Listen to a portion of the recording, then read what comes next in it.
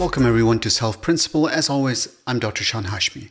Now today's topic is one that I get asked all the time, and that's really about patients who have significant kidney disease who've already ended up on dialysis. And the question that I always get is, what should I be eating? There are so many experts out there that in my mind, make nutrition so darn complicated. And what I try to do is look at the evidence for you. So one, you don't have to. And two, I try to simplify those things. So today, what we're going to talk about is what is the main components of a healthy diet for kidney patients.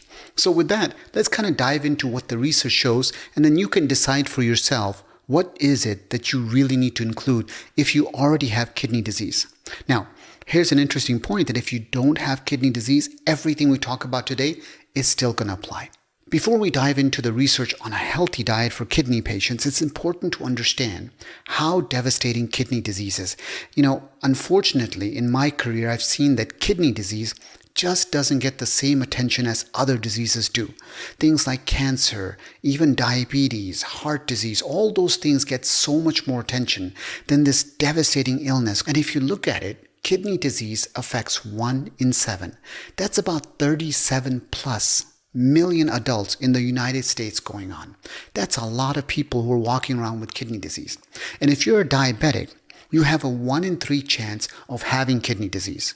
If you have high blood pressure, you actually have a 1 in 5 chance of having kidney disease. Now, something that's really startling is the fact that as many as 9 out of 10 people may actually be walking around out there with kidney disease and not even know they have it. This is because kidney disease doesn't have any symptoms early on. What's even scarier is the fact that if you look at life expectancy on dialysis, it's about 3 to 4 years after people start dialysis. That's not a lot of time to live. And that's a statistic, and there's lots of people who've lived a very long time on dialysis, but you want to know how devastating dialysis as a modality is. That's not to say dialysis is bad. It's a life-saving treatment, but it doesn't match up to the real thing. So the best thing you can do is not to talk about how dialysis is not so good, but instead, how do we make it so that we don't need dialysis? And if we're on dialysis, how do we make it so that the odds are in our favor? Now, if you think about the main drivers of death on dialysis, it turns out that 40% of the deaths on hemodialysis or peritoneal dialysis are actually due to the heart. So with that, let's talk about fruits and vegetables. In my mind, fruits and vegetables are this secret, underrated weapon that we hardly ever talk about. But if you look at the literature for healthy people out there and for people with all sorts of chronic conditions, there is overwhelming evidence that shows a healthy diet of at least 4 to 5 servings of fruits and vegetables per day is recommended to help you prevent things like cancer, things like diabetes, cardiovascular disease, and there's even data that talks about things like high blood pressure and how a diet rich in fruits and vegetables lowers your blood pressure. I have lots of videos and podcasts on all of those topics for you to review.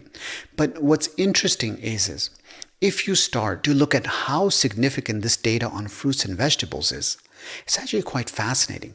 For example, if you increase your fruit and vegetable consumption, you can actually lower your risk of dying by about 10 to 20% on all-cause mortality in all people. That's amazing that as simple as just adding some fruits and vegetables can have such a dramatic impact on your overall health. And if you're somebody who already has chronic kidney disease, the impact tends to be even greater. There's a 30% reduction in all-cause mortality, meaning the risk of dying from any cause, if you're adding fruits and vegetables to your diet on a daily basis. So with that, let's dive into a really interesting study that looks at this idea of what happens on people undergoing dialysis if you add fruits and vegetables to their diets. Remember, in the past, we have been very, very reluctant to look at fruits and vegetables in our dialysis patients because of the risk of high potassium. Now, what is the symptom of high potassium? Well, the first symptom is death, death, and death. This was something that was ingrained in me by my professors when I was training, and it's held true. In fact, if you wait on high potassium, it can be absolutely deadly. So you always want to take that very cautiously. But is it possible that because of that, we have gone so far down the spectrum that we've been advocating a diet that doesn't include fruits and vegetables? In fact, it goes the opposite spectrum. Well, this Diet HD study looks to answer exactly that question. So what the study was it was looking at 11 countries, so it's multinational, it's prospective, which means it was looking in the future, and they had about 8,000 people in there. Their average age was about 63. They were all on hemodialysis. Remember, that's the type where you go in center, it's the blood type, and it's done usually about 3 times a week, anywhere between 3 to 4 hours. Now, the patients in this study had already been on dialysis for a median of about 3.6 years. And they followed these patients up for close to 3 years. Now, the countries they included, and this is important because it tells us how broad this study was from Europe and from South America. In Europe, it included France, Germany, Italy, Hungary, Poland, Portugal, Romania, Spain, Sweden, and Turkey. And in South America, it was Argentina. And what they really wanted to find out from these people every time they did the food frequency questionnaire was how often did they eat fresh fruit during the past year, and how often did they eat vegetables during the past years. And what they were basically finding was that the median fruit and vegetable intake was about 8 servings, not per day, but per week. That's right. The recommendation is about 5 servings of fruits and vegetables per day. These folks on average were only getting about 8 servings per week. And if you broke that down even further, for fruit, it was about 5.5 servings per week. And for vegetables, it was about 3 servings per week. And part of that really is because of the fear of potassium. And we're going to talk about potassium and that fear in a second. Now let's look at some of the things that these guys found. What they showed was that only 4% of the 8,000 people they were looking at consumed more than 4 servings a day of fruits and vegetables. That means that the other 96% were hardly getting as much fruits and vegetables as is recommended based on so much data.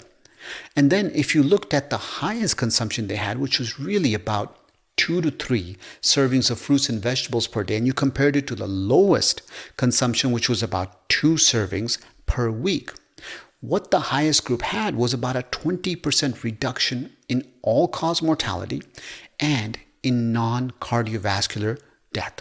Now, what's non-cardiovascular death? Well, that's infection and cancer. So people who were getting 17 servings per week, which equates to about 2 to 3 servings per day of fruits and vegetables, had a much lower rate of dying from infections and dying from cancer. What about heart? Well, even though the results were promising, they were not statistically significant. So there were lots of limitations in the study. Of course, they did not measure the incidence of high potassium. And they didn't measure if these people were already taking potassium binders. What are they? Patiromer, sodium polystyrene sulfonate, sodium zirconium. Now, these guys, there's new kids on the block, so to speak, where we have these new binders, patiromer, sodium zirconium. And what they have really done is they have completely changed the game in how we manage potassium. Now I feel so much more comfortable that I'm able to control the potassiums better, and I'm able to get patients to understand that the ideal diet, even with kidney disease, is a whole foods plant-based diet. The other limitation of this study really was that people were using a self-food frequency questionnaire. So they're self-reporting what they're eating. Now, the problem with that is people, sometimes they don't remember accurately, or they may exaggerate and so forth. So it messes it up. But this is not the only study talking about kidney disease. We have so much other data that says the same thing. And the last thing is what we don't know is, what did they do with their dialysis? Did they alter it? Did they increase it? Did they change it to make the potassium more tolerable?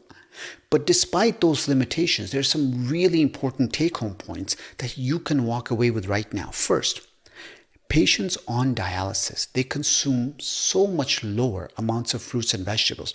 It's a huge opportunity for both patients with kidney disease and patients on dialysis to eat more fruits and vegetables, especially knowing that it lowers your risk of death from any cause, it lowers your risk of death from infections and even cancers going on.